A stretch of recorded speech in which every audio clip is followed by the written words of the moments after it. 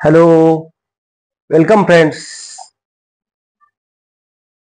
Today we are going to learn how to translate English to Marathi. मित्रांनो, आपण इंग्रजी शिकत असताना जेव्हा एखादं इंग्रजी वाक्य समोर येतं, आता बघा तुम्हाला 10वीला असो 7वीला 7वीपासून पुढच्या विद्यार्थ्यांना ट्रान्सलेट इंग्लिश टू मराठी असा एक प्रश्न येतो आणि त्या प्रश्नामध्ये मुलं असे घाबरून जातात. What can I do now sir? त्यावेळेस मी काय करू सर? डोंट फेअर, घाबरू नको. या ठिकाणी मी तुम्हाला अशी एक सोपी पद्धत सांगणार आहे. भाषांतर करण्याची सर्वात सोपी पद्धत. किती मोठं वाक्य उद्या हो, घ्यायचं नाही. पहा, मग काय करायचं आपल्याला? या ठिकाणी मी जी काही पद्धत सांगणार आहे ती आपल्या ब्रेन मध्ये फिट करून ठेवायची आणि परीक्षेत गेलं की इंग्लिश गुरुचा चेहरा पुढे आणायचा आणि आठवायचा, अरे सरांनी मला काय सांगितलं होतं, सरांनी काहीतरी मुद्दे सांगितले आणि ते मुद्दे कोणत्यात. एवढी भारी ट्रिक आहे मित्रांनो ही जर तुम्ही लक्षात ठेवली तर तुमचं एकही वाक्य न चुकता तुम्हाला 100% पैकीच्या पैकी मार्क पडणार आहे. मग तुम्हाला पाहिजे ते मग लक्ष द्या. आणि I am doing humble request for your childrens bright future. Subscribe our channel and watch full video. Then tell me sir I can't speak English.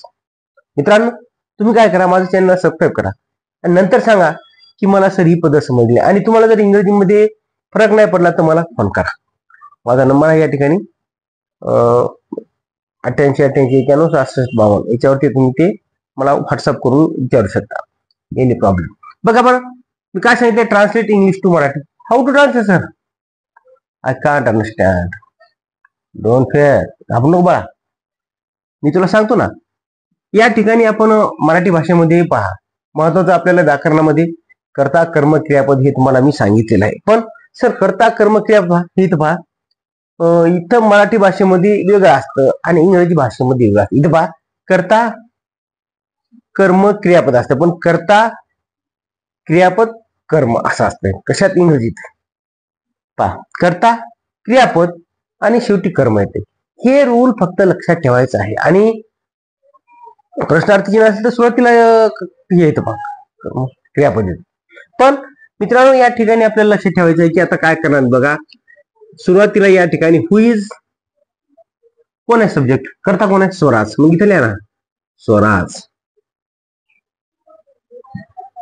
आता पहिलं आपण या ठिकाणी नाव लिहिल्याच्या नंतर Swaraj should study every day. म्हणजे काय होईल बघा बरं,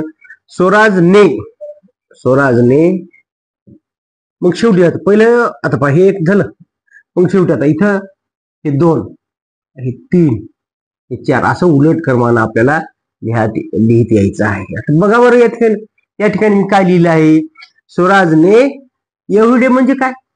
एव्हरी म्हणजे प्रत्येक दिवस, डे म्हणजे दिवस, म्हणजे प्रत्येक दिवशी म्हणजे दररोज. स्वराजने दररोज स्वराजने दररोज काय? स्टडी म्हणजे अभ्यास, दररोज अभ्यास. आणि शुड म्हणजे पाहिजे, केला पाहिजे. स्वराजने दररोज अभ्यास केला पाहिजे. बघा मित्रांनो, माझ्या वर्गातला एक विद्यार्थी आहे स्वराज, हुशार आहे, त्याचा मेंदू एकदम भयानक चांगला आहे, पण कसं एक खोडकर आहे. अभ्यास सांगितला करत नाही, मग परीक्षे दिवशी कसं करू बाळा? देहरी पलंगावरी असं कधीच होत नसतं. डोक्यातून काढून टाका, मला सगळे आपोआप येईल. नाही, परीक्षेत गेले मग आपली धावपळ होती. सर काय करू आता? आणि जेव्हा मी सांगत असतो तेव्हा लक्ष देत नाहीत. मग नंतर म्हणते सर काय करू आता, परीक्षेत आली. मग डोळ्यातून येतात अश्रू. ते येण्याआधी आपण प्रयत्न करा. First of all you makes practice makes man perfect. तर मित्रांनो, अशी मी वाक्य देतो का, तर अशी दुसरी तुम्ही नवीन वाक्य तयार करा आणि ते इंग्रजीमध्ये लिहिण्याचा प्रयत्न करा. इंग्रजीमध्ये लिहिलेलं वाक्य एखादा पेपर घ्या, कोणते पुस्तक घ्या आणि ते वाक्य आपल्या मराठीमध्ये भाषांतर करण्याचा प्रयत्न करा. नाही गेलं तर एक डिक्शनरी पहा गुगलवर, प्ले स्टोरवरती, मराठी टू इंग्लिश ट्रान्सलेशन, ती घ्या. त्याच्या सहाय्याने आपण अभ्यास करायचा आहे. पहा, स्वराजने दररोज अभ्यास केला पाहिजे. आता दुसरं वाक्य सांगा. आपण दुसरं वाक्य लिहूया, म्हणजे काय होईल की आपल्याला प्रॅक्टिस करताना एकदम सोपं जाईल. आता माझ्या वर्गातली एक विद्यार्थिनी प्राची, प्राची भाषण खूप छान करते. प्राची, मग हे लिहायचं कसं? आधी मध्ये प्राची गिव्ह ए very good speech. Prachi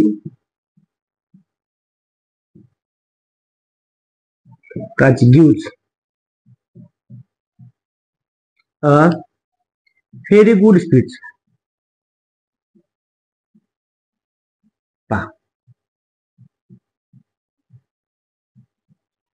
speech म्हणजे भाषण. प्राची एक मुलगी आहे, गिव्ह म्हणजे देते. काय देते?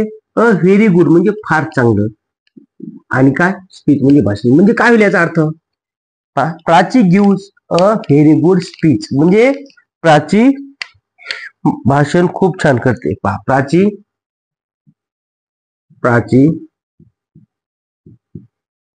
भाषण खूप छान करते.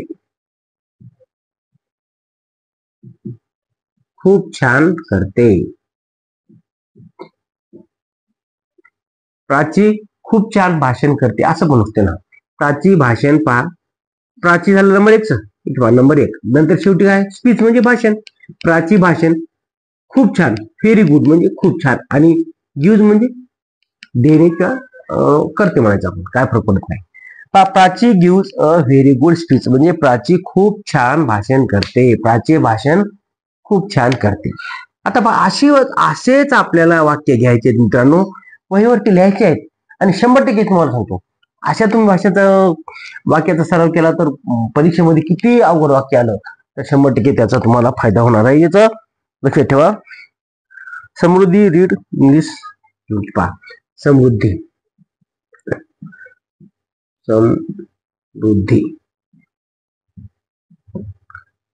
ही एक हुशार विद्यार्थी माझ्या वर्गातली. Samruddhi read English fluently. Read English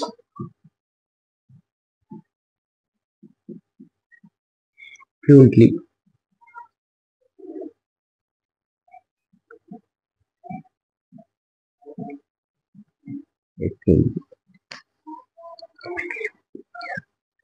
म्हणजे काय बरं?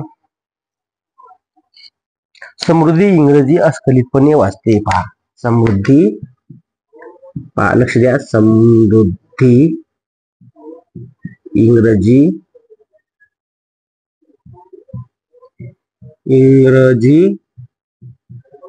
कसं वाचते रे? फ्लुएंटली म्हणजे काय? अस्खलितपणे, न अडखळता. अस्खलितपणे.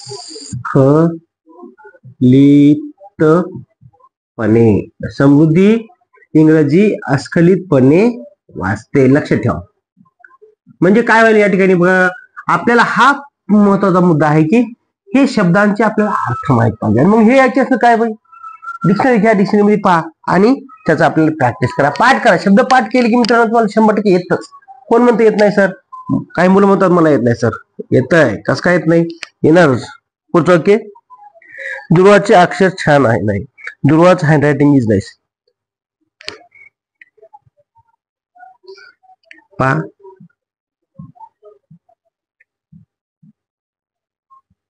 दुर्वा's handwriting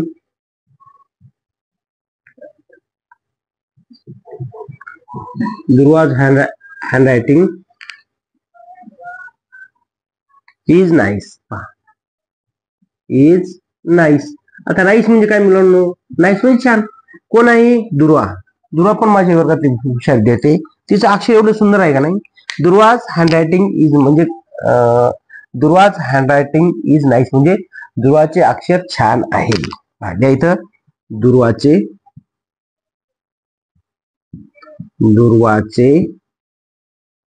अक्षर कसे आहे मुलांनो? नाईस म्हणजे छान. दुर्वाचे अक्षर छान आहे. झालं ओके. त्यात एकदम सोपी आयडिया आहे, पण ते तुम्हाला कसं माहिती का आलं पाहिजे. जर कसं होईल माहिती का, आपण जर प्रॅक्टिस नाही केली तर आपण काय करू शकणार नाही. पुढचं आहे तनुजा इज शायगर. तनुजा पहा, आमच्या वर्गातली एक तनुजा मुलगी आहे, एकदम लाजूळ आहे. मग काय म्हणणार तिला? Tanuja TANUJA. Tअनुja is a shy girl. Is a shy girl. आता लक्षात ठेवा मित्रांनो, शाय म्हणजे काय? लाजाळू. बरोबर आहे. तनुजा लाजाळू मुलगी आहे. तनुजा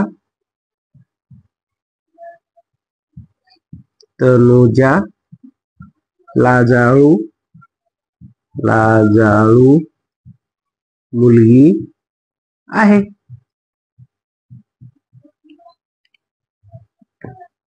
एकदम सोप्या सरळ भाषेमध्ये आपलं हे ट्रान्सलेशन आपण या ठिकाणी केलेलं आहे.